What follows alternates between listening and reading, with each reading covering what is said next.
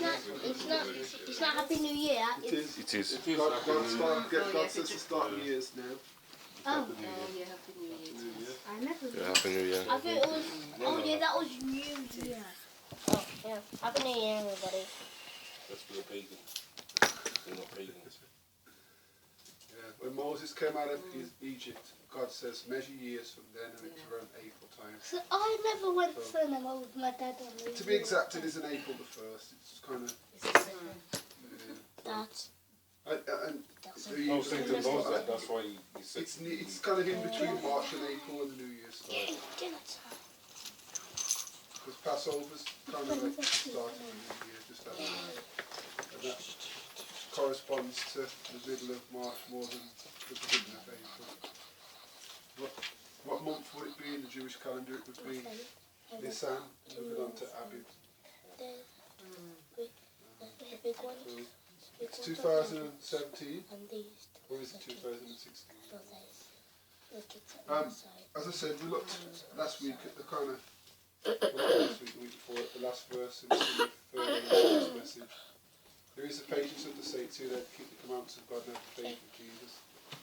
And if you remember, we looked at the importance of, or we asked the question, why is the patience of the saints referred to before commandment keeping and having the faith of Jesus? And we saw that it's the fiery trial, it's the trying of our patience, it's the testing process that we go through that kind of refines us, that we might be commandment keeping people with the faith of Jesus. Without that trial, we don't get to the point where we reflect the character of Christ. So could you connect this story, because my mind just moves through the spirit, my story through Job. Job, yeah. Job, he had everything. Yeah. And then he was rich and increased in goods and had need of nothing. He needed to step up higher because he's described as a man perfect in all of his ways in the first chapter. But he still had work that needed doing. So that shows that perfection doesn't mean that you've reached the penultimate, or rather the pinnacle of an experience. Perfection is that you've been given light by God, and you're living up to that light. Remember the illustration we used before? Say, look at this square. Yeah? So you've got a square. You've got one truth, that end of the square, the bottom right-hand corner or left-hand corner. Let's say there were 100 truths. Yeah. So you've got bottom left-hand corner 1, top right-hand corner 100. Now, what does God expect from you, commitment-wise, having revealed to you one truth? 100%. 100%. So there are 100 truths, and you've learned one. God expects 100% surrender to that truth. Yeah? Having done so, having surrendered 100%, you're perfect. Did you know that? Who covers the 99% deficit? Christ. How do you spell deficit?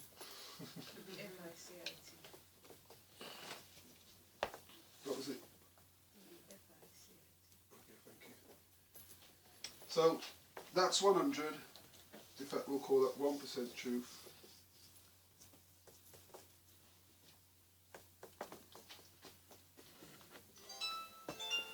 So God expects, if you know 1% of truth, to commit to that 1% 100%. Does that make sense? If you're not committed 100% to that 1% of truth, you're not saved. You need to be saved.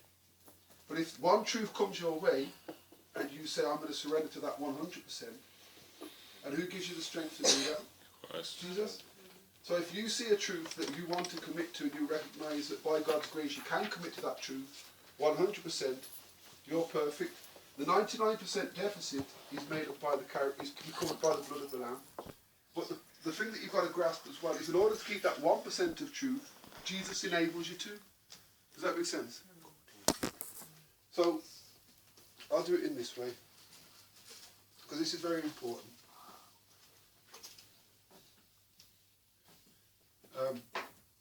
You've got 1 to 100%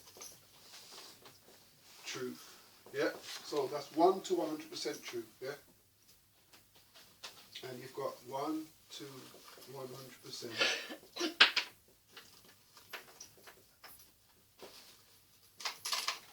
commitment. So there's a scale of 1 to 100% truth and a scale of 1 to 100% commitment. Yeah? As in when you hear one truth, yeah, there's a 99%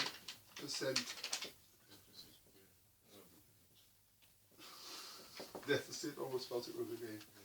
Yeah? That one truth requires 100% commitment, yeah? And always bear in mind Philippians 4 and verse 13, where all commitment is concerned. 1% truth requires 100% commitment.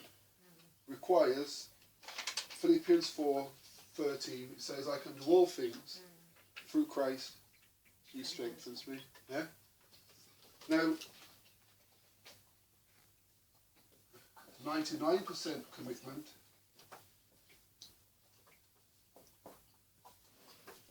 not enough.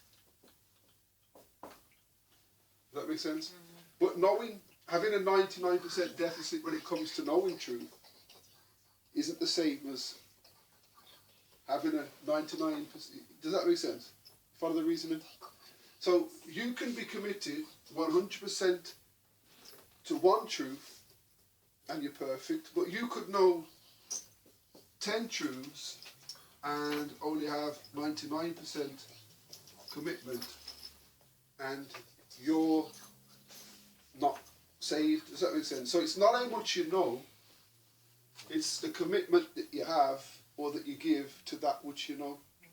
So you could know everything but not commit to it. A person who knows one thing and commits to that fully is saved, but you're lost. Does that make sense? So it's not how much you know, it's what you do with what you know. In the sense that if God shows you one thing, you say, Lord, not my will, but yours be done. And that one thing that he has shown you, you say, I'm surrendering 100% to that. You're perfect. Does it mean there's still a 99% deficit where truth is concerned? Yeah, but God will work out that at a pace that's suitable for you. So that when 1% becomes 2%, God still requires 100% commitment. When 2% becomes 3% where truth is concerned, that is constant. The commitment level is constant. It's always 100%. This is increasing. That is the truth that comes. So truth is always growing. The level of truth or the amount of truth revealed is always growing. But the commitment level has to be constant. Yeah? Whether you know one thing or 100 things, the same commitment is required for both. Yeah, that is 100%. The moment you start to give less than 100% commitment, no matter how much truth you know, you're in danger. Does that make sense? Yeah, so whatever you know, God expects you to commit 100% to it. Now, what's the motivation for the 100% commitment? John 14, verse 15, yeah? Which is, if you love me, keep my commandments. So the 100% commitment level has to be based upon love. Does that make sense? Because faith works by love, what the Bible says, yeah? And we love him, why? Because he first loved us. So you can see the way that it works. So as and when you are given truth, or as and when truth comes to you, God expects you to commit 100% to that truth, motivated by love, yeah? But even if you're motivated by love, and you're willing to commit 100% to do it, you still need Philippians 4 and verse 13. You need Christ's help for you to do it. So you can see how they all work, all the different things work together, yeah? John 15:5 as well. Go on, read it. It says, I am the vine, you are the branches. He that abideth in me, and I in him, the same bringeth forth fruit. For without me, you can do nothing. Okay, so basically, just a recap. It's possible to know 1% truth, yeah? and still be saved, as long as you're 100% committed to that 1% of truth, yeah? But that commitment has to be inspired by love. And that love comes from us recognising that God loves us. Because if you love me, keep my commandments, is all about, you know, us loving him because he first loved us.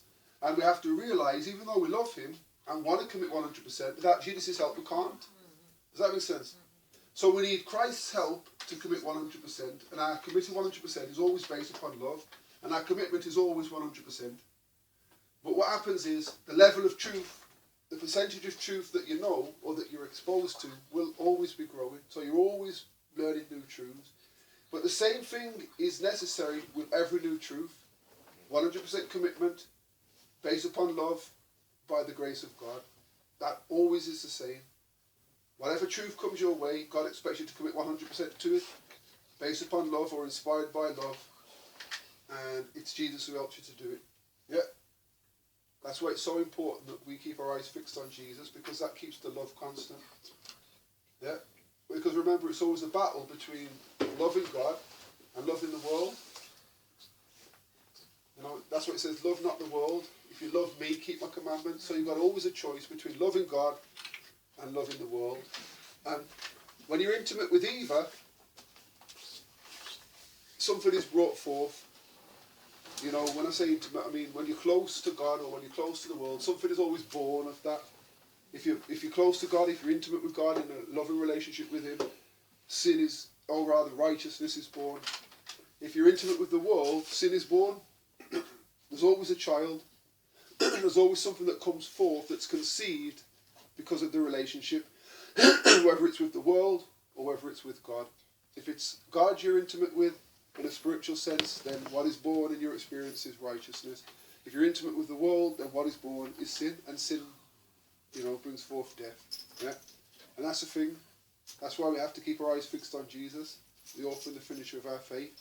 That's why we have to be careful, because the devil will get us to turn our heads and look at worldly things so that we fall in love with them. And that's the battle. Like, you know, Hosea and Gomer. You know, what did God say? He told him to go and get a wife of whoredoms. And what did she keep doing? She kept going to the world or back into prostitution, which represents an unholy alliance. Or it represents what we do when we go after the world. We go whoring after the world. That's how the Bible describes it. And what did she do? She bore children of harlotry. And that's what we do. And those children were like baggage. And that's what happens to us. When we are intimate with the world, and things are born because of that intimacy, they become burdens that we have to carry. And Jesus wants to take those burdens from us. So does all that make sense? Yeah? So it's always 100% commitment to whatever level of truth has been revealed to you. Nothing less is acceptable by God. But because he loves us, he'll help us to reach a point where we can, or where we do commit 100%. But remember, every commitment, or all commitment, is through Christ who strengthens us. Yeah? I can do all things. I can commit 100% through Christ who strengthens me. All that makes sense. And that's what's necessary for us to understand. It's not about knowing everything. It's about committing 100% to what you do know. But don't be fooled into thinking that you can avoid learning stuff so that you can, you know, only commit to a little bit. Because we have to always be learning, you know, every day. Because give us this day our daily bread is a reference to physical food. But eating and drinking are spiritual as well, in the sense that, you know, man shall not live by bread alone, but by every word that proceedeth out of the mouth of God. So when we're asking for our daily bread, it's twofold in the sense that it's the physical and the spiritual. So we should be learning something new every day and committing 100% to that new thing that we learn every day, motivated by love, strengthened to do so by Jesus. Yeah? All that makes sense? And that's the thing, that's how it works. That's practical godliness in the sense that there has to be some methodology behind it. But what are you, using to gauge yourself, whether or not you're in the faith? That's where I look at it anyway. So, that was a little kind of starter. So, what do you want to look at? I have to say, I've not really planned anything. I wasn't sure if we'd finish the third angel or not. Any ideas, any clues, any thoughts, any anything anyone's been studying, any questions anyone has that might be troubling them? Any portion of scripture that you've always wanted to understand or study? We'll go over Revelation 17. Revelation 17? Okay, people are happy to do that. We started it one time. Okay, Didn't finish it. okay. You can do that, and we'll simplify it, and hopefully... Matthew. You always say Matthew. Okay. We'll bring Matthew into Revelation 17. You okay, lovely time? Did you drink off all that water? No, did you want some? Yeah. The mask got on the sun dried. I was drinking water, but then I thought, my dear has got it. I wonder if she's drunk it off. People still tired from Scotland. How was it? How was it? Really? Because I saw it. Vince, come next time. With your all you wrapped up.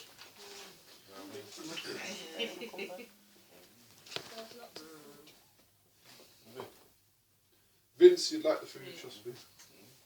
3 meals a day. Yeah. You can get pudding. Yeah, and pudding. Yeah, even get pudding too. Okay. Vince, He's you'd be in the definitely element. coming now. Coming next time. I'll try to. But if you start planning now. Okay, so Revelation 17 I'm gonna come next summer. kind of corresponds with Revelation 13. Yeah. So they're kind of the same, kind of the same histories, but more detail is given where certain things are concerned, in the sense that Revelation 13, you've got the papacy and you could say the United States. Revelation 17, as we'll see, you've got the papacy,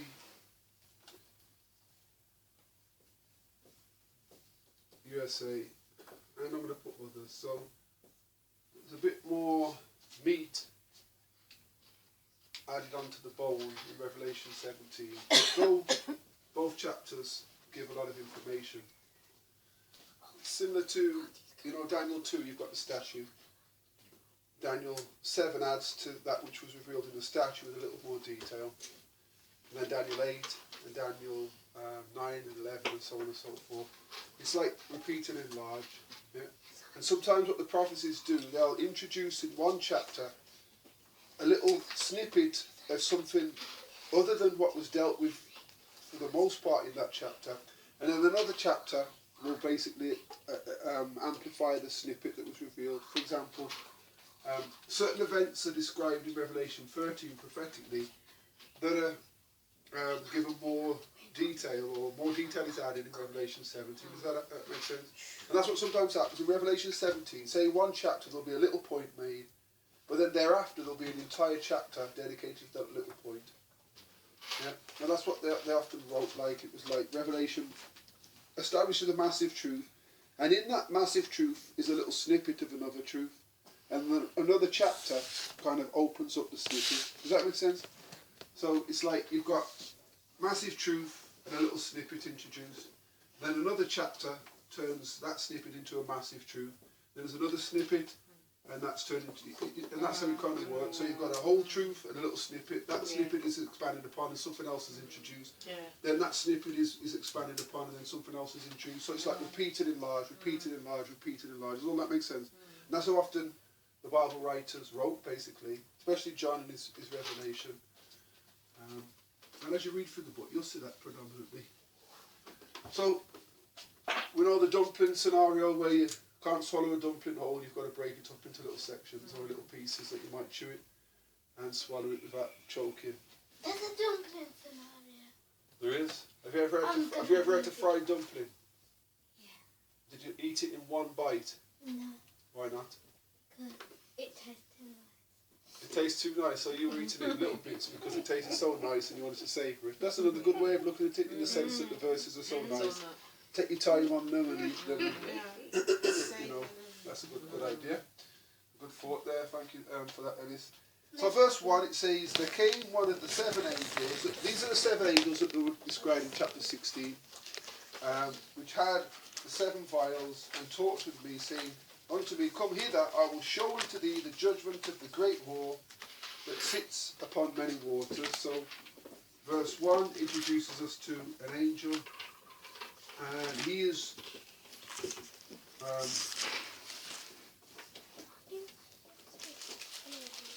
he's one of the 7 angels that will be involved in the pouring out at the 7 last plagues. He has one of the vials, yeah. We'll not dwell too much on that because there's no real... Well, there is something you can bring out of that, but for time's sake, we can leave that. He introduces us to the great whore who sits upon many waters. So you've got a whore and many waters. Okay. Now, how do we know that there is symbolism and not literal? Is there a rule, or is there anything that we can use to determine whether or not it's a literal woman or literal waters? And the key word connected to the 2 of them is sitting. You can't sit literally on water, so we have to accept it as symbolic.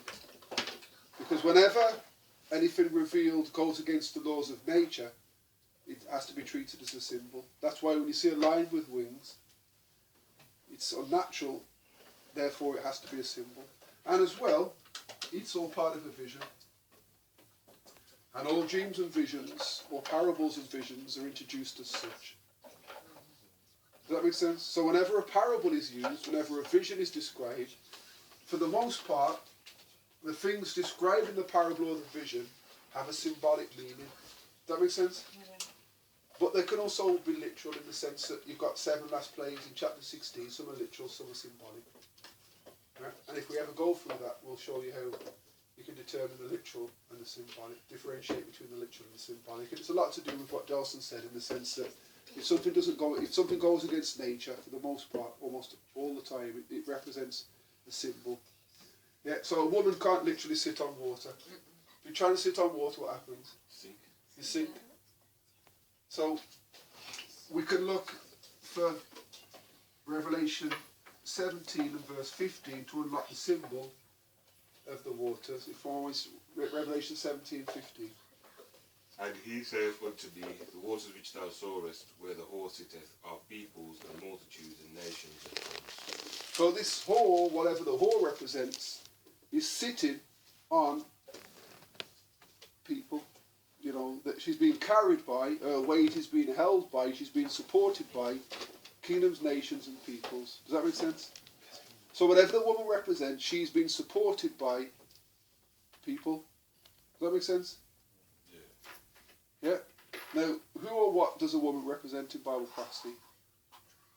Church. Represents a church, yeah. A woman represents a church. Jeremiah 6:2. And when Jesus says, husband, love your wives, even as Jesus loved the church, yeah. So there you can see a wife is likened to a church. And the church is Jesus' bride, yeah.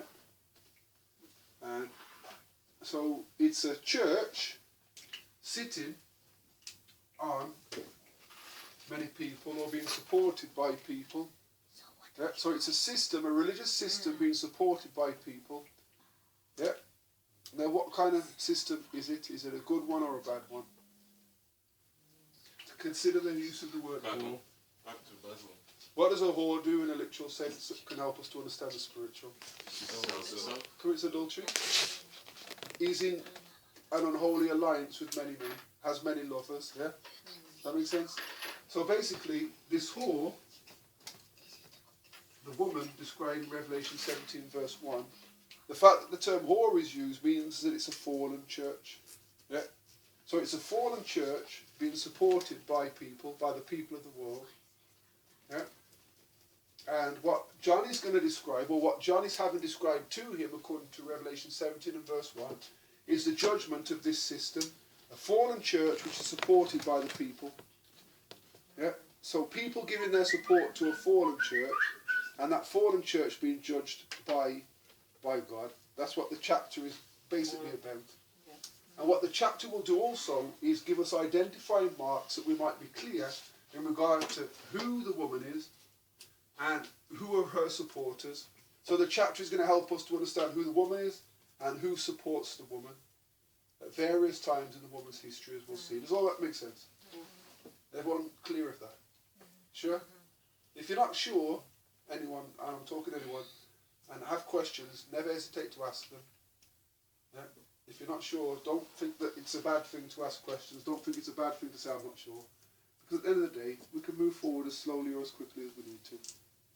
Yeah? So verse 1 is introducing us to the fact that an angel is going to show John how God is going to judge a whore that sits upon many waters. The whore representing a fallen religious system supported by people. Yeah? So the people of the world have been guilty of supporting a fallen religious system. That makes sense? Yeah? Now verse 2, if someone wants to read. With whom the kings of the earth have committed fornication, and the inhabitants of the earth have been made drunk with the wine of her fornication. Now you can see the term whore being used in relation to fornication. What is fornication? Sexual I immorality. know Sexual what it immorality. is. Go on. The dad committed it. What's it? Yeah, but he didn't know any better then. It is. Okay. Out of the mouths of babes and suckling. Amen. Let me just kind of, add to that statement. Not while I've been baptised. Yeah. Yeah, no, That's yeah. it, yeah. I just have to add to that because people might think, hold on, was that last week? Was I born last week? Well, listen, now you're right, Ellis, but your dad has since been born again, and that means that he's been forgiven of that sin. Let the door. Go up and watch.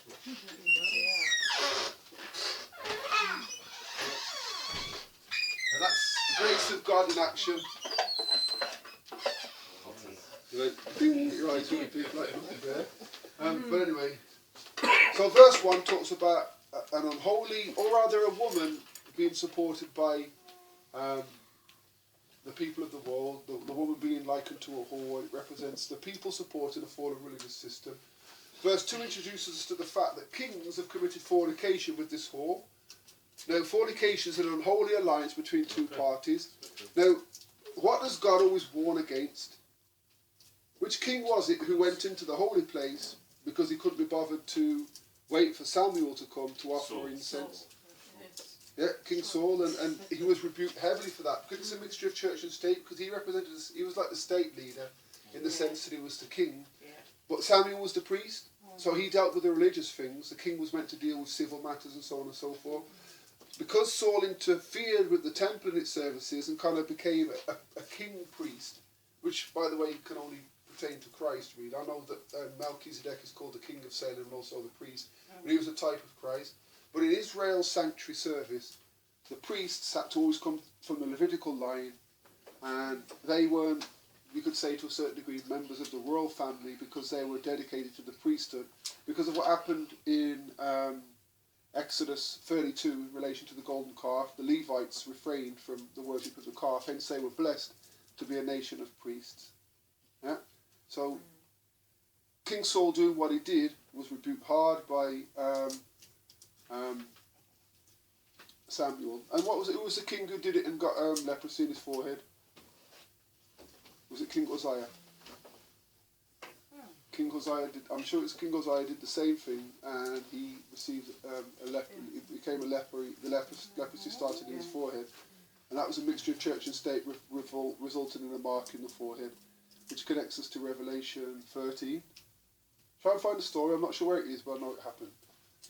But anyway, these kings that we'll see a little later on are the kings of the earth, or the kings of the earth, have basically committed fornication with this whore, which represents them forming with the whore an unholy alliance, because church shouldn't mix with state. Does that make sense? Church and state shouldn't mix. That's like the iron and the clay of the statue of Daniel 2. Sister White says that the clay is church craft and the iron is state craft. They can't mix. They should never mix. That's why the Constitution of America was kind of God-inspired, because it's meant to protect against that. Yeah? That's why, you know, they have to try and get rid of or nullify, do whatever they can to the Constitution that they might enforce a Sunday law, by law, because it's unconstitutional at the moment. So these kings, which we'll see in a little while, are the kings of the earth, have committed fornication with this woman. Hence, that there's been an unholy alliance between the state and the church, which is represented by the whore. You follow that reasoning? And which church is the whore? Let's just get that one. It's the papacy, it's the Roman Catholic Church. So the kings of the earth, the peoples of the earth, have had an unholy union between themselves and the church. And it talks about the people having been made drunk with the wine of her fornication. Now, what does wine represent? Yes, Kazia. Christ's blood. Yeah, it does. Yeah, that's good. That's good. It represents Christ's blood. But it could also represent doctrines, yeah, and teachings. Yeah. Now, alcoholic wine or fermented wine, that just represents false teachings. Yeah. So this unholy church, who has the support of these kings, has used her, you could say, connection to the state to make the people of the world drunk with false doctrines. Now, when you're drunk, what does that often? What's the result of being drunk? Those of you who've been drunk. You've been drunk. I know what happens. I know what happens. You want to do what you've done. You want to do it all night. You want to party all night. Yeah, you tend to And be. you like this. Okay, You can hardly walk, mate. That when you're drunk, you'll do silly things. So, yeah. Your mind is intoxicated and you'll do silly things. Yeah. And that's what's happened to the people of the world. And even now, what kind of attitude do the world's people have toward the Pope, the current Pope? The world love him. They've been made drunk in the sense that they're stupefied by, you know, Israel likened sometimes to a person or a man who has drunk strong drink. And that's the thing, you know, strong drink is raging, wine is a mocker. And that's the thing. And people who drink end up mocking God, and that's what happens to the people of the world. They mock God, or turn their backs on God, or they're brave toward God in a silly way because of being made drunk with this wine of the wrath of the fornication that's described elsewhere. And verse 3, let's begin to look at the vision, because he's describing what's gonna. He's basically giving you an insight into what he's gonna tell John, and then he begins to tell John, or give John details in verse 3. Verse 3 is kind of the key text, so I'll read verse 3, Revelation 17 and verse 3. So he carried me away in the spirit into the wilderness, and I saw a woman sit upon a scarlet-coloured beast, full of the name of blasphemy, having 7 heads and 10 horns.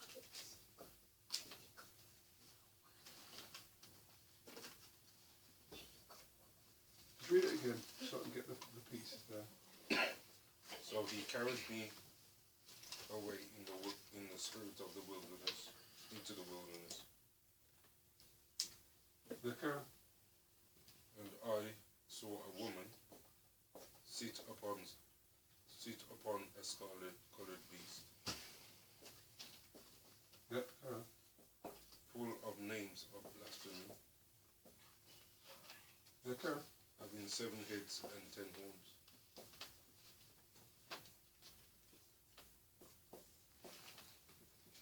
So, John is carried away.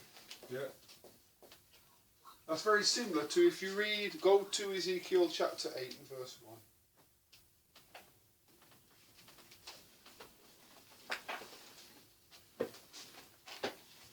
Mark, what did you say the kings were? The kings of the kings. We'll show you in a little while. But they're the kings of the earth. Ezekiel 8 and 1. Yeah. And it came to pass.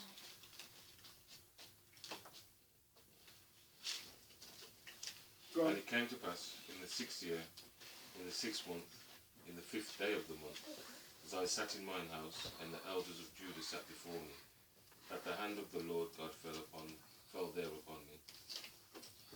And verse 2. Then I beheld, and lo, a likeness as the appearance of fire, from the appearance of his loins even downward, fire, and from his loins even upward, as the appearance of brightness, as the colour of amber. Go on, verse And he put forth the form of a hand, and he took me by a lock of mine head, and the Spirit lifted me up between the earth and the heaven, and brought me in the visions of God to Jerusalem, to the door of the inner gate that looketh toward the north. Okay, you can stop there. So, being carried away is basically to be taken into vision. Does that make sense? Because that's what happened to Ezekiel in chapter 8, verses 1 to 3. Jesus appears, and how does he describe? As fire. Read the description again. Then I beheld, and lo, a likeness as the appearance of fire, from the appearance of his loins even downward, fire, and from his loins even upward, as the appearance of brightness, as the colour of amber. Now, from there, we're going to go back there, so I'll jump to Revelation chapter 1.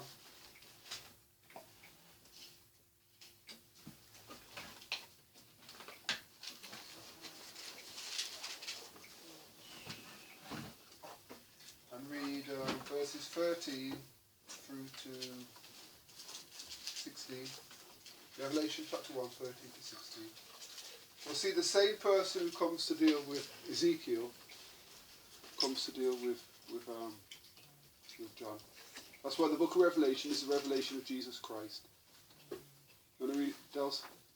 And in the midst of the 7 candlesticks, one like unto the Son of Man, clothed with a garment down to the foot, and girt about the paps with a golden girdle. His head and his hair were white like wool, as white as snow, and his eyes was as a flame of fire, and his feet like unto fine grass, as if they burned in a furnace, and his voice as the sound of many waters. And he had in his right hand 7 stars, and out of his mouth went a sharp 2-edged sword, and his countenance was as the sun shineth in his strength. Okay, so you can see the same person's dealing with Ezekiel and John. Yeah. So it's Jesus trying to show John obviously something as important as what he had previously shown to Ezekiel some 600 years before. Yeah, that makes sense? Now where does he carry him away to? And does that give us any clues as to the time period into which John was taken that he might see things pertaining to the woman, the beast, 7 heads and 10 horns? He would have been carried into 1260. You think the 1260? Why do you say 1260? You're right. Because it's the wilderness, and the woman, Show me, prove it. The woman was taken into the wilderness because Show me where. oh man, where is it? It's in Revelation. You're right, Dels. That's good. Revelation 12. Revelation 12, what? So you're right, bang on, well done. In the sense that the wilderness represents the 1260, because elsewhere the 1260 is referenced in relation to the wilderness. Revelation 12:6. Yeah. Carry on. And the woman fled into the wilderness, where she had a place prepared of God, that they should feed her there 1,203 scores. So John is taken forward in time to the 1260 period, which begins when? 538. And ends in? 1798. Yeah, so John is being given insight into what happens between 538 and 1268, or rather 1798, sorry. And we know that because he's carried into the wilderness, and the wilderness is used as a symbol in Revelation 12, verse 6, as the 1260. So the wilderness is connected to the 1260 using Revelation 12 and verse 6. Does that make sense? Because John has to be carried somewhere. Ezekiel is carried from Babylon to Jerusalem that he might see things that are described in chapter 8 of his book. Yeah? That he might understand the judgment, because chapter 9 is dealing with judgment. So Ezekiel is taken in vision from Babylon to Jerusalem that he might see a judgment. John is taken in vision from his time on the Isle of Patmos forward in time to see what happens in or during the 1260, because John, he needs to understand why this Torah is being judged. And not only him, but everyone hereafter or thereafter. Does that make sense? So John is being given insight into the judgment of God, why God is judging this whore so harshly. And that's what God does. He does nothing before he reveals it through his servants, the prophets. So we can all say, righteous and true are thy judgments. Because he could have just said, let me show you the judgment of the whore. And then bang, the judgment. But no, he said, let me show you the judgment of the whore. And I'm going to tell you why I have to judge this whore, this church, so badly. Or so sternly. Does that make sense? He's not going to just judge and not explain why he has to judge. Remember we were looking the other day at the reason for the 1,000 years? Remember that in Sabbath school in Scotland? Remember the Sabbath school study in Scotland, those of you who were there? You know, for 1,000 years, God is allowing us in heaven to look at the books. Why? Because he could have killed all the wicked at his second coming and left all the wicked dead to stay in their graves. But so why does he have to give us 1,000 years and then execute the final judgment at the end of the 1,000 years? So he can declare his just and true. Yeah. So everyone gets an opportunity to look at the books. Everyone has an opportunity to. Everyone has to be there to see it at one time, so that everyone can say, "Righteous and true are thy judgments, O Lord." Because what's going to happen is people have to be brought back so that everyone can see, that every eye might see and every tongue might confess. So if God doesn't involve everyone in that execution of the executive judgment, which is, involving the lake of fire, then it isn't fair. Everyone after the 1,000 years will be clear that God is righteous and he judges righteously. Does that make sense? That's right. And that's the thing. So John is being carried from his time around AD 96, when he wrote the book of Revelation on the Isle of Patmos, forward in time, that he might see what the papacy gets up to during the 1260, so that he can, without question, say, righteous and true are thy judgments, O Lord. I understand why you had to judge Babylon so harshly, spiritual Babylon that is. And we're given insight into it in our time, and people have been given insight after the time of John, having read his works, so that everyone understands why God has to judge the papacy harshly. Does that make sense? So no one can say, man, that was hard of you, God. Because God could have just judged and not explained to us why. God didn't have to give us the 1,000 years to understand why people won't make it or didn't make it. But he does it because he's love. That's right. It's like if you beat a child without explaining to the child why, and they don't understand, you're just going to harm the child twice, in the sense that you're harming them physically and you're harming them mentally, because they're not going to be sure as to why you're doing it. But Sister White says, explain to them why you're going to, and then thereafter beat them, not in anger.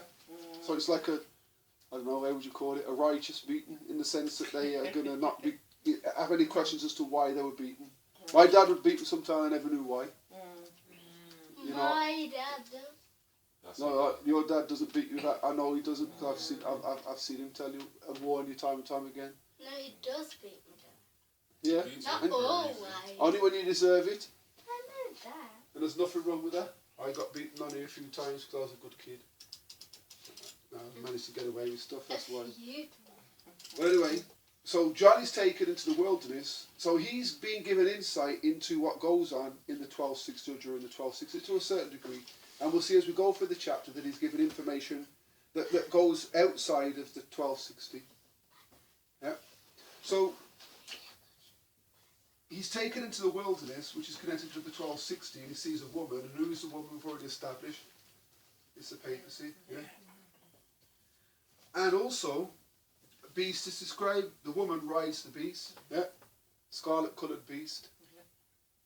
Yeah. Does that make sense? Full of names of blasphemy.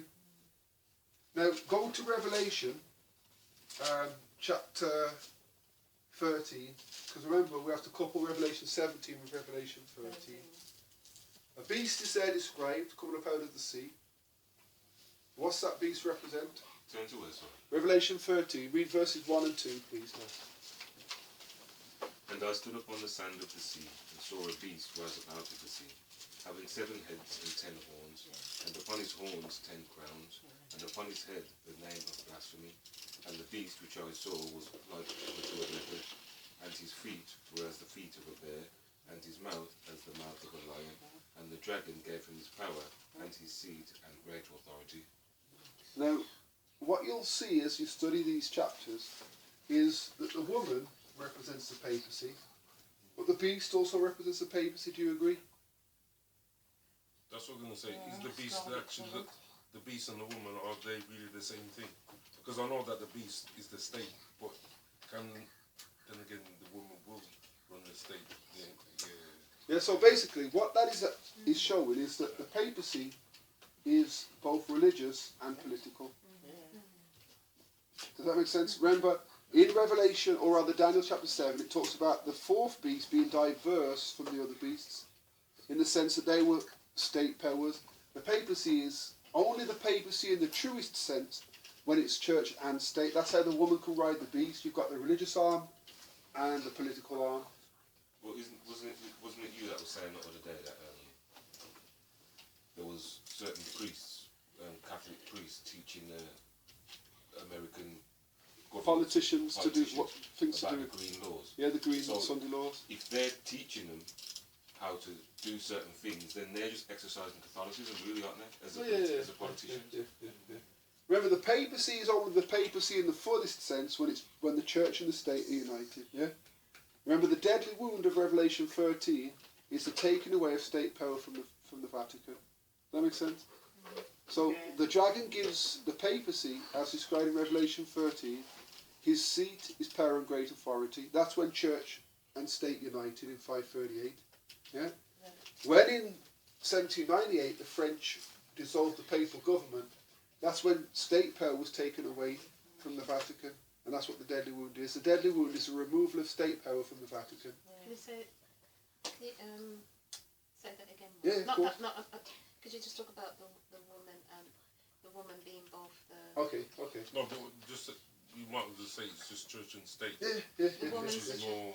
When you go through Revelation 17, you'll see that this woman is blasphemous.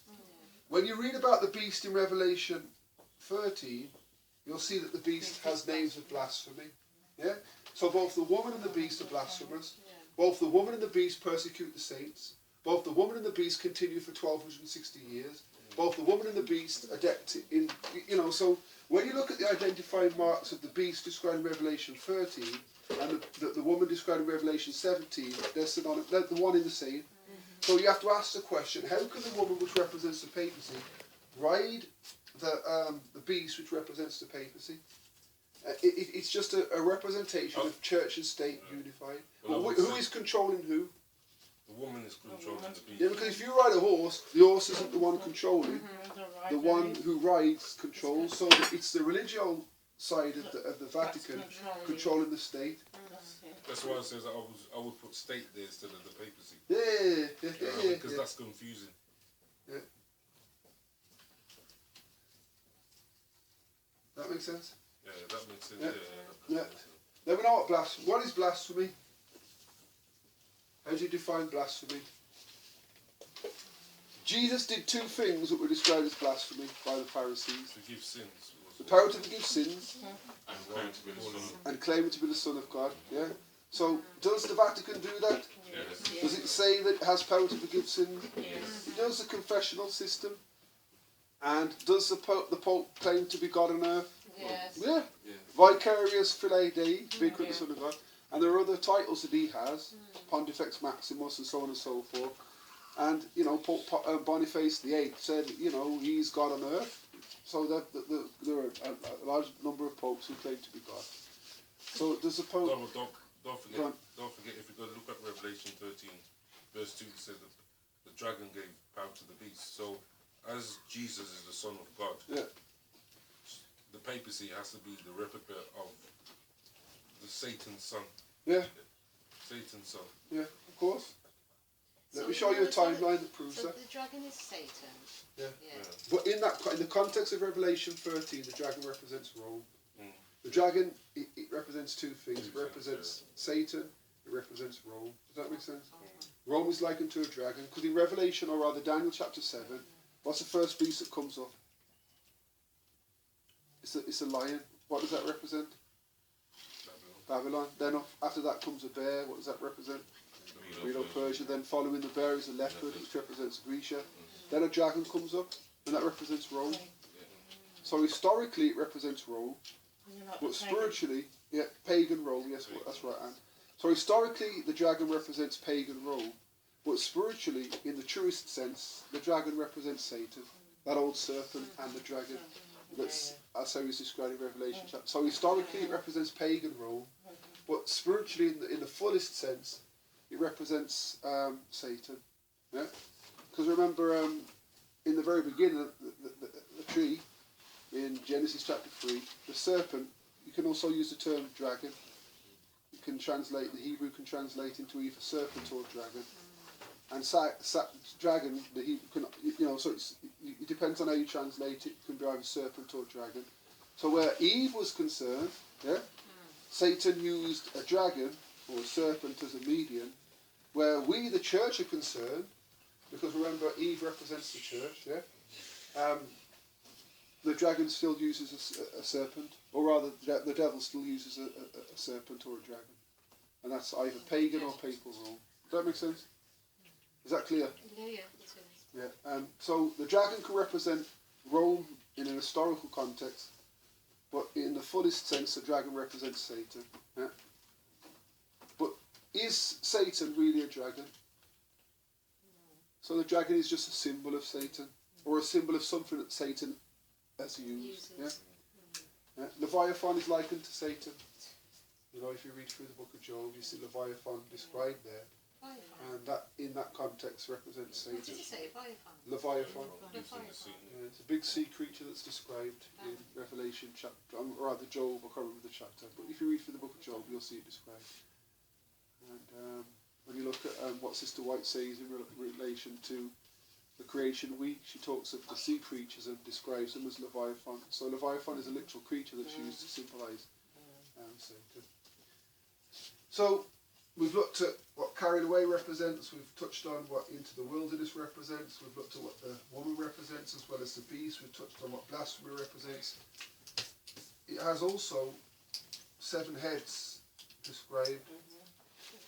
Now this is where it gets a little technical, and what I want to do before we go any further, because this is just a surface scratch this week, we can go into it in more detail, but this is just to put some information in your heads that thereafter we can expand upon. Is that okay? So we'll go through the chapter as much as we can, but we'll go back and make sure that we understand it better, in the sense that we need to understand it in the light of the science of salvation. Yeah, but let me show you something about Antichrist. Now Vince made a very important point, that should have, would you want to take a picture? Yeah, so let me just put it down here. That's Ezekiel 8 verses 1 to 3. That connects to John. And that connects to Revelation 1 verses 16 to 19. So you've got your picture there. Now, I'm going to do 2 lines. You've probably seen me do them before. Jesus is said, strangely enough, to have been born in 4 BC. Because of the mess up of the calendars, his birth date has been kind of thrown out by 4 years. How that works, I'm not entirely sure. Now, he was crucified in what year? 31 AD. And he was 33 years of age when that happened. That's not important, he was 33. What's important was that he was baptised in AD 27. At what age? 30. He was 30, And how long did his ministry last? 3.5 years. 3.5 years. How many days? 1260 days. So this is the line of Christ. He was born. 30 years later, he was anointed or baptised. He became the anointed one, the Christ. He did a work for 1260 days, 3.5 years. And then in AD 31, he received a deadly wound. And then just after that, he ascends. That's the Christ line. Now let's look at the Antichrist line. When was paganism removed from Rome, 508. 508, yeah. In 508, Clovis, one of the last pagan kings of Europe, was converted to Christianity, and pagan offerings ceased to be offered in the city of Rome because the Catholic Church had basically vanquished paganism, yeah, by 508. That's the beginning of the 1290 and 1335 day prophecies of Daniel chapter 12, but we'll look at that another time. That's not essential. Now, when was state power given to the Vatican? 538. In 538. How long is it between 508 and 538? See the connection between Christ and Antichrist. How long did the papacy reign for? 1260 years. 1260 years. And then what happened in 1798? General Berthier came and took the Pope at that time. And then we'll see that he also ascends.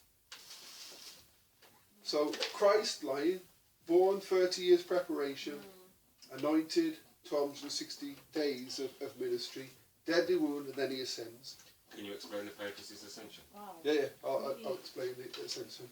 The papacy's line, 508 paganism is vanquished, yeah. 30 years later, state is given to the church, state power is given to the church, and then the church's ministry continues for 1260 years, and a deadly wound is inflicted upon the papacy in 1798. And the papacy ascends when the deadly wound is healed. The ascension of the papacy is the healing of the deadly wound, which began in 1929 when Vatican state was formed, and a Concord Act was signed between Gaspari, the Italian minister, and the then Pope. Yeah? And from 1929 we've seen the Pope ascend. Yeah? Jesus ascended on high, but we'll see that the papacy ascends and then goes into perdition. And that's all in Revelation 17. So you've got Christ line, Antichrist line. Remember, Antichrist has to copy Christ. Because Antichrist means in the place of Christ. So the papacy just does what Christ has already done. I've never seen that. Yeah.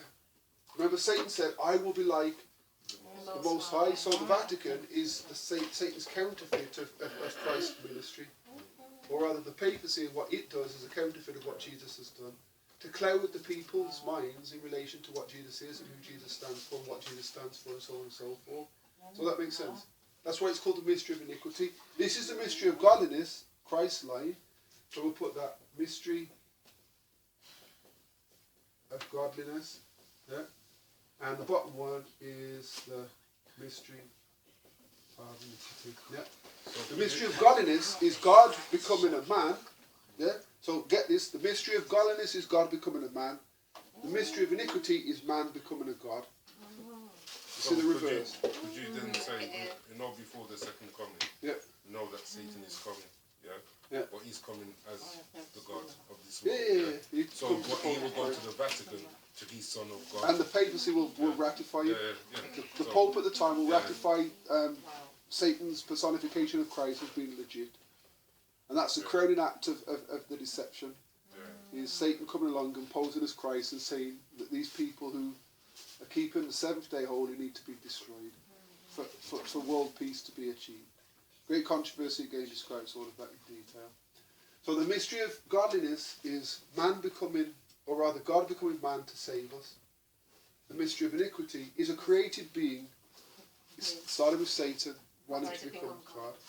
So the mystery of godliness and the mystery of iniquity are like loggerheads, they're kind of contrary one to another. The mystery of iniquity is kind of highlighted in Isaiah 14 verses 12 to 14.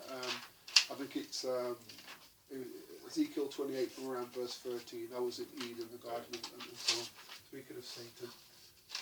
So one's ministry of what? Iniquity, and the other one's ministry of... The mystery of godliness is God becoming a man to save us. And the mystery of iniquity is a created being or man trying to become a God. Yeah. So it's the reverse, yeah? Oh. And if you look at the beginning of the mystery of iniquity, it's in the heart of Satan, because thou was perfect in thy ways from the day that thou was created till what? Iniquity was found in thee. So the mystery of iniquity begins with Satan. But he infects us with it, and that's what the drunkenness is described. Or what the drunkenness that is described here is us thinking that we can become gods. What did Satan say in the garden to Eve? Ye shall be as gods, knowing good and evil. That's the mystery of iniquity to a certain degree. For the most part, that's what the mystery of iniquity was, or is. So you can see that Christ and Antichrist, if you can't beat them, join them. Yeah, that's why it's a counterfeit. I will be like the Most High. And so everything that God does, Satan tries to do. That's why when you read about him being bound for 1,000 years in the earth, when Jeremiah says the earth will be returned to the without state, form and void state. Now imagine when the devil is locked here for 1,000 years. What do you think he might try? Let there be light. Let there be light. I'm not sure that he will, because he's wise. But God's going to kind of put him in. He's going to kind of say, not in a vengeful, malicious way. You wanted to be like me. I did it in 6 days. You've got 1,000 years. That is. And obviously. And imagine what it's going to be like in that. You know, no atmosphere, no stars, no sun, no moon. Because this part of the universe is going to be like it was when Jesus said, "Let there be light." Well, there's been no one to tempt. Is that the... No one to tempt. Look at. Let me find the verse. See if you can find it. Have you got your e-sword open? Open your e-sword. There's a verse in Jeremiah that describes. It uses the term without form and void. Yeah. The Hebrew is ereb boker, which means without form and void. And Jeremiah uses that same reference in relation to the earth being made desolate. So in English he says form and void. Yeah, do a search for form and void, because I know it's there, but I can't remember the verse, to be honest. It is Jeremiah, and you'll see what I mean. Because, in the beginning God created the heaven and the earth, verse 2, and the earth was without form and void. That reference only appears one other time in Scripture, and that's in Jeremiah, in reference to the destruction. Jeremiah 4:23. What does it say? I beheld the earth, and lo, it was without form and void, and the heavens, and they had no light. There you go. So the heavens had no light, so that the sun, the moon, and the stars were gone, because they were put into the heavens on day 4. So imagine Jeremiah was taken to that point in Earth's history, and he's describing what he saw, and it's like the earth was before God said, "Let there be light." The devil's there for 1,000 years. No atmosphere, no plants, just nothing. It's not going to be good. So Jesus had to be that light, even before the sun Yeah, was created. yeah. We looked at that the other day in Scotland. That was interesting. Yeah, the fact that Jesus is the light. And When he says that I am the light of the world, he was that light. He is the light of the world. Till the day star rises in your heart, and so on and so forth. Jesus is the light. The question is, does God need the sun, the moon, and the stars for light to be there? He's not restricted by, what we are restricted. We can go out there, and if we've got no sun, moon, and stars, but he can say, "Let there be light," and there'll be light regardless of whether there's sun, moon, and stars. But ultimately, that light that's referred to there, that is in Revelation or rather Genesis chapter 1, is ultimately Jesus. Yeah, he is the light of the world. He is the day star. He is the sun of righteousness. And what point Clifton made a massive point. If you look at Revelation 20, I think it's 21, it talks about there being no sun, moon, or stars in the city because God and the Lamb are the light thereof. So you can see in that, at the end, as it is in the beginning, there's no need for the sun, the moon, and the stars in the New Jerusalem because Jesus is the light. God is the equivalent. Because you know what that light is? The covering. It's the covering. Because Adam and Eve lost that covering. They lost that light. Well, that covering represents the righteousness of Christ. Now, it gets a bit technical when it comes to the 7 heads. Yeah. Now, in order to understand and now, if you don't grasp all of this, don't worry about it, because we will go through it step by step. We'll take little gradual steps, because there's no rush. We can even study this in one of our mansions in heaven on a Friday. And that ain't like me joking around, we can. Because there'll still be weekly cycles in heaven, how do we know? Isaiah 66. It says from one Sabbath. Yeah, Isaiah 66 says from one Sabbath to another, from one new moon to another, all flesh will come to worship before God. So Isaiah chapter 66 tells us that the weekly cycle doesn't end. So we'll still be keeping the Sabbath in heaven. Imagine we can still have Bible studies on a Friday around a mansion, not just a little house that's got loads of stuff chucked around it like this one, but a mansion. You know what I mean? And we can go over to. Imagine Moses and Daniel in this Friday night study, or you can go over to their house and have dinner. It's, a lot to look forward to. And ultimately going to Jesus, having a Bible study with Jesus, and going around and giving your testimony on the unfallen world. Your mind just can't comprehend it. It's amazing. You know, Sister White describes us all building our own places outside of the city, but we all have a sleepover room in the city the size of a mansion. And she says each of us will have a golden shelf upon which we put our golden crown, having come in from work in the field. We'll plant vineyards and so on and so forth. We'll visit other worlds as Enoch is doing even now. And how can you be sat on that? Well, it's because of the fact that the devil is very good at kind of making this place our home, or convincing us that this place is our home. Abraham was a sojourner in a foreign land. This ain't our home.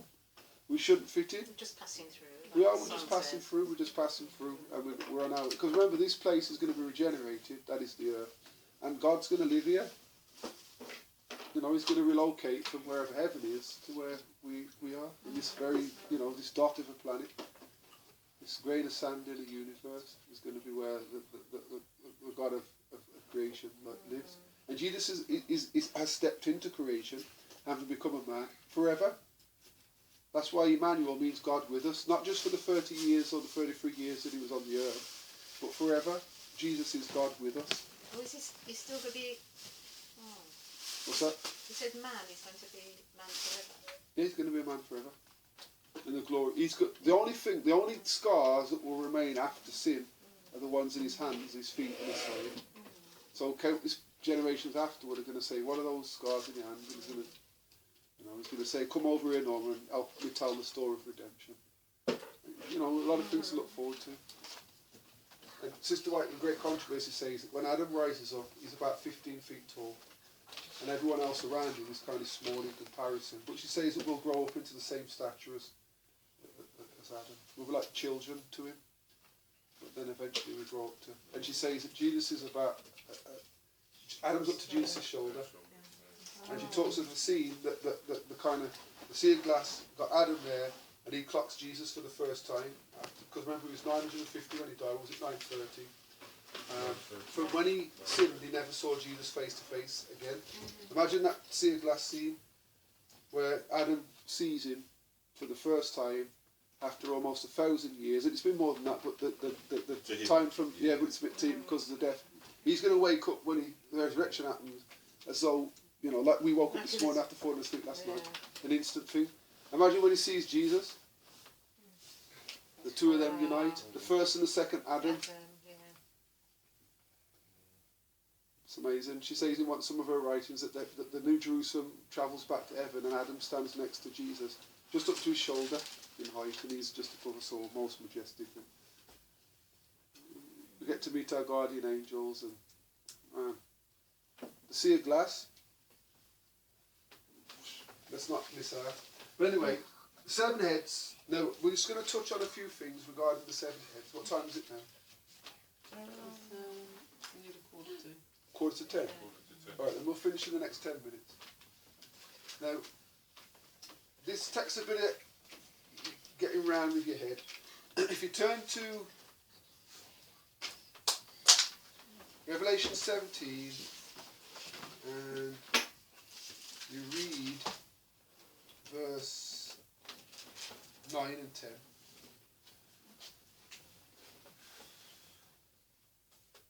And here is the mind which hath wisdom. The 7 heads are 7 mountains, on which the woman sitteth. And there are 7 kings, 5 are fallen, 1 is, and another is yet to come. And when he cometh, he must continue a short space. Okay.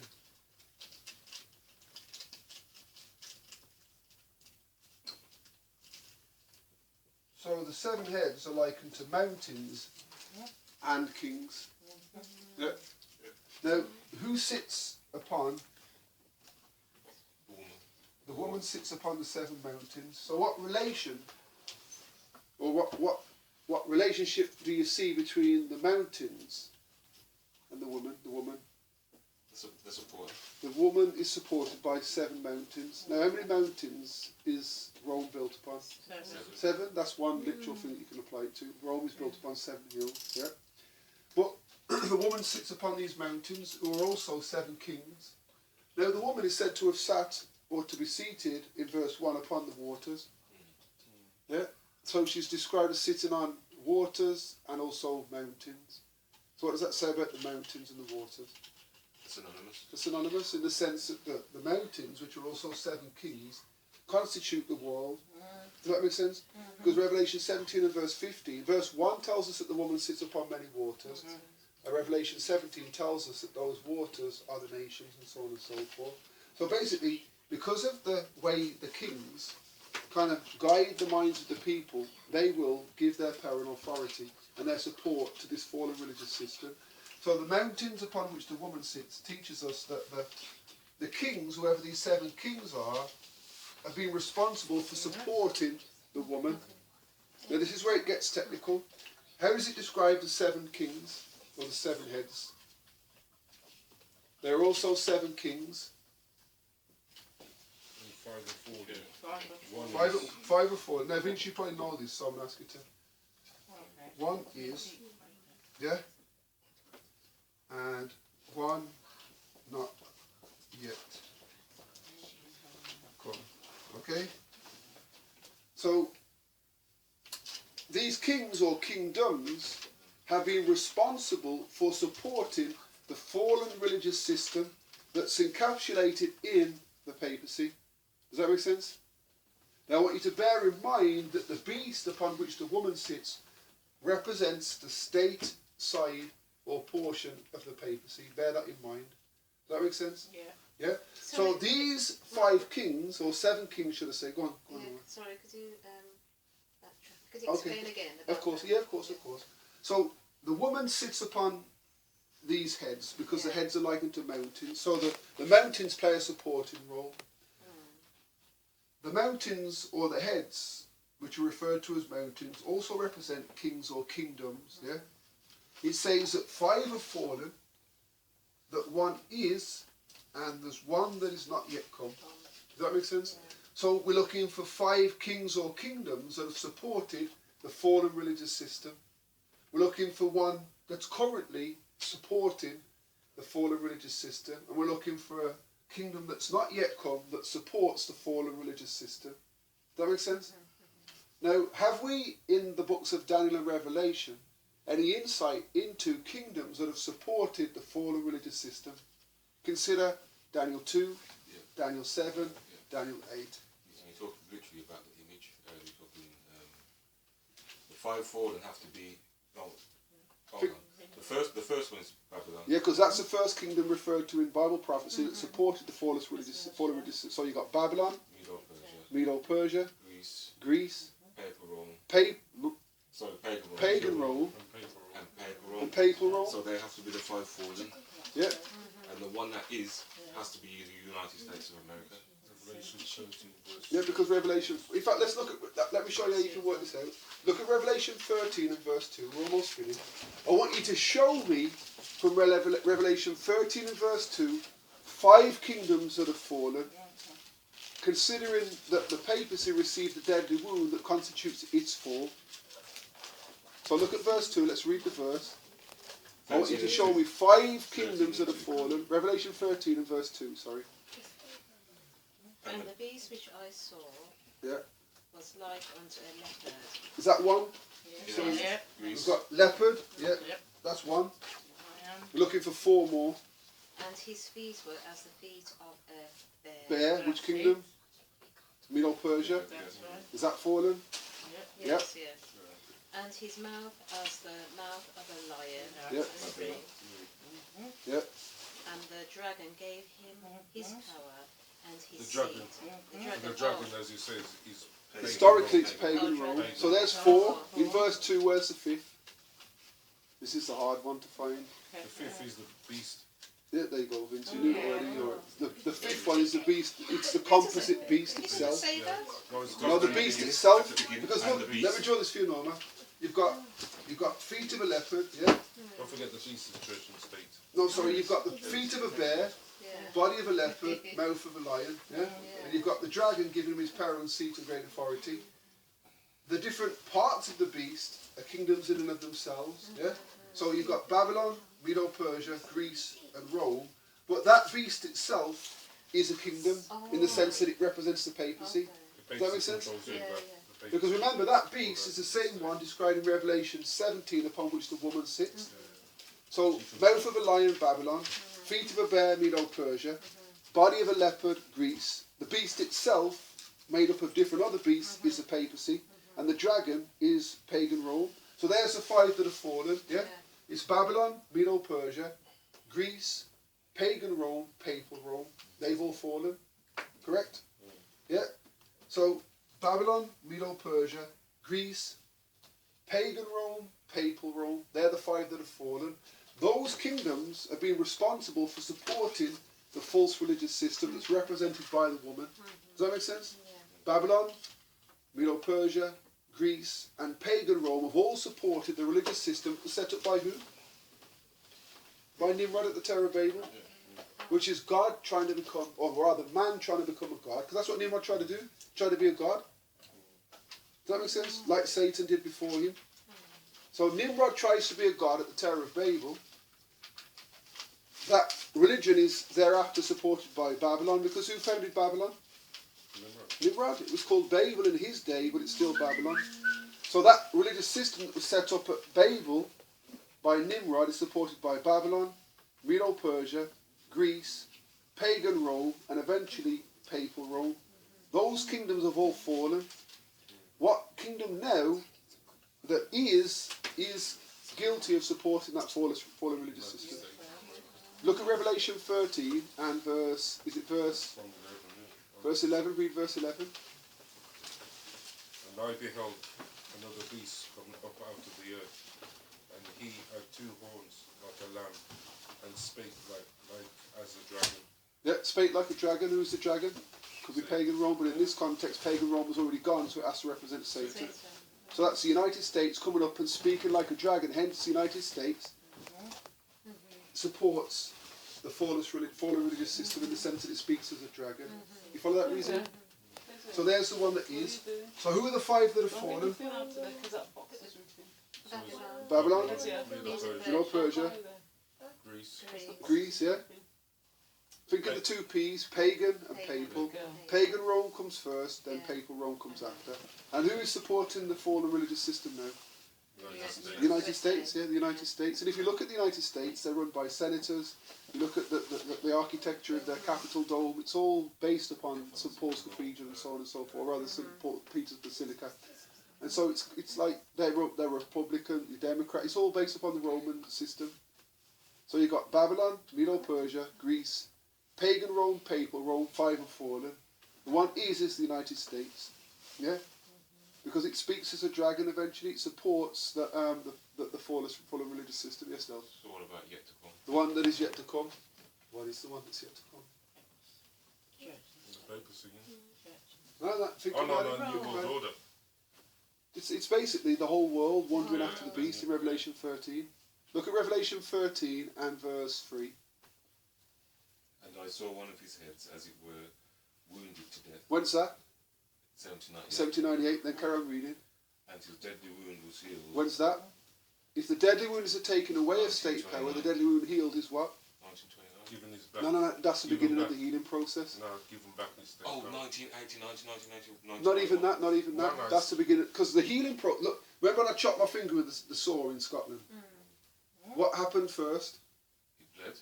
It bled. Why did it bleed? And what did my body send to the cut? To aid it. Let's explain, please, Anne. Platelets. Oh, platelets. Explain the process, Anne, and you'll see why God uses the terminology Not deadly. just send cells to your finger that forms a net to trap the new blood cells, and those cells are called platelets. Right. And then a scab is formed. Yeah, that's it. And then the scab eventually falls away, and there's a scar left. Yeah. But the heal is the wound is healed.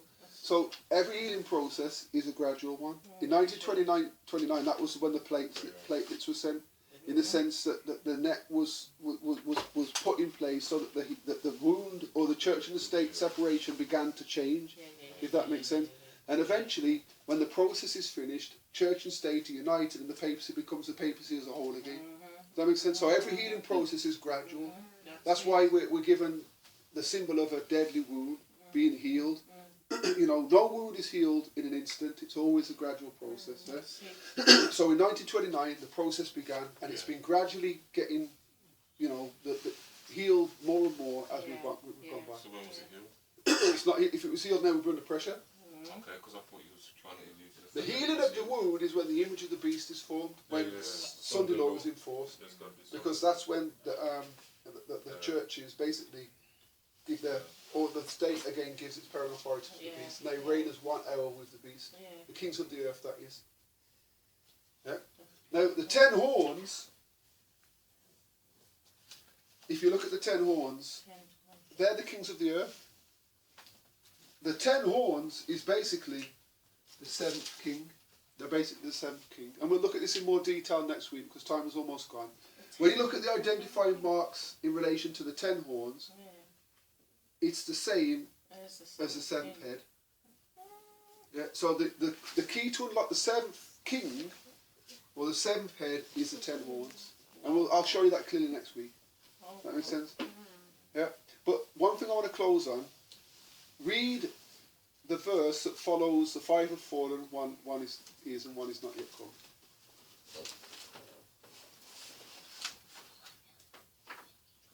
Is it verse 10?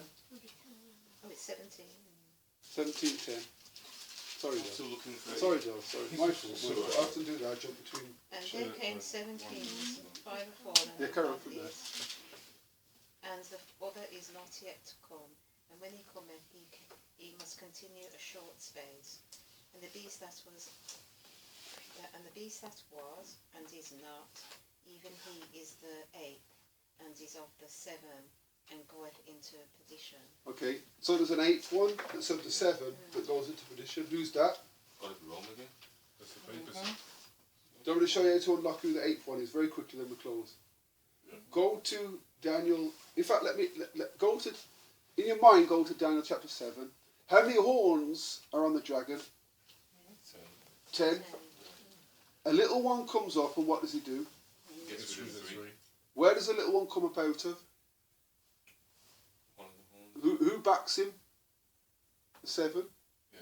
So he comes up out of the 7, really, and he plucks 3 of the 10. 3 of the 10. So there are 7. What does that make him? +1. It's good that 8. He's the 8. Hang on 1 second. So you've got So 10 10 kings 10 that are described Yeah, using the symbols of 10 horns yeah. in Revelation chapter 7. A little horn comes up Out of the 10. and plucks 3. Yeah. Leaves That the- leaves 8. And the 8th horn is the papacy. So he is the 8th of the 7 in Revelation, in Daniel chapter. Does that make sense? So you've got 10 horns, yeah. +1. One comes up, Yeah. gets rid of 3. So he then becomes the 8th of the 7. Does that make sense? Yeah. How many horns are described in Revelation chapter, or rather Daniel chapter 8? How many horns does the ram have? I think it's 10. 2. How many horns does the he-goat have, first of all? 1. 1. And then that breaks and Multiple splits into into 4 notable ones. 4, which gives you how many? 7. And then an 8th one comes. And who is that? Papacy. Papacy. So Papacy is always the 8th. And of the 7, because he comes up out of the 7. Does that make sense? Yeah. So you're right, Delson, in saying that the 8th that is of the 7 is the re-emergence of the papacy. Yeah. So that the 8th is basically the kings of the earth giving their support for the final battle to the woman, which represents the fallen religious system that is the church. I know that's all complicated, and Oh, it's but we'll go through it. That's just to kind of whet your appetite. Because we never even looked at the beast that was and is not and shall ascend and stuff like this. There's massive stuff in there. We haven't even started to connect it to the science of salvation and the cross and so on and so forth, because it's all in there. Yeah, you want to take a picture? Okay. Yeah, you picture. I'll have to take it in my own phone because my batteries. I got no memory on my phone. So I find Revelation 17. It's interesting. Isn't it? It is. But what we'll do, we'll go back again over the stuff that we've already looked at, and just we ain't got to rush. Bang on 10 o'clock it is as well, that's good. You could put that on They ain't got WhatsApp on his phone. Imo Chris. Yeah, he's got WhatsApp. No, not on his Vince has got about 4 or 5 phones. Sorry. Yeah, I thought it was on my shop. Delsa, could you send that to me? Yeah, that would make sense because you probably look at that and think, Yeah, what was because all that?